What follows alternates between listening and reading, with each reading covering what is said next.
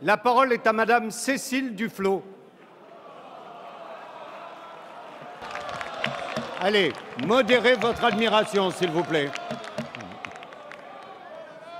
Ma question s'adresse au Premier ministre. Monsieur le Premier ministre, nous avons atteint un point de non-retour. Les glaciologues le confirment, la fonte des glaciers de l'Antarctique est désormais irréversible. Le GIEC nous alerte depuis des années, mais les conséquences du dérèglement climatique sont d'ores et déjà visibles en France, cet hiver notamment sur les côtes landaises et en Bretagne.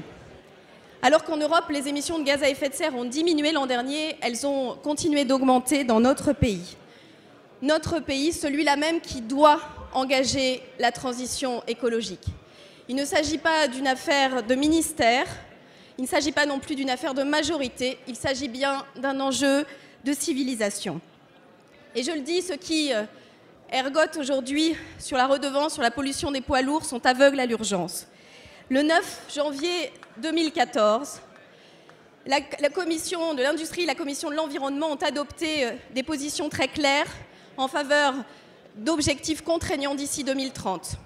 L'Allemagne et le Danemark ont accepté ces 3 objectifs. La France est restée en retrait. La France qui aura une responsabilité particulière, celle d'accueillir la conférence sur le climat en 2015. En 2009, chacun s'en souvient, la France avait freiné des 4 fers pour avancer vers des objectifs contraignants lors de la conférence et avait joué l'esbrouf médiatique pendant le sommet.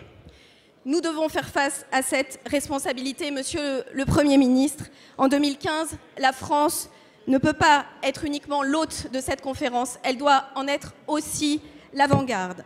Ma question précise est celle-ci, pouvez-vous me dire quelle sera la position précise et chiffrée de la France sur le paquet énergie-climat européen et quelle position la France adoptera-t-elle en septembre lors du sommet convoqué par Ban Ki-moon ? Merci, Madame.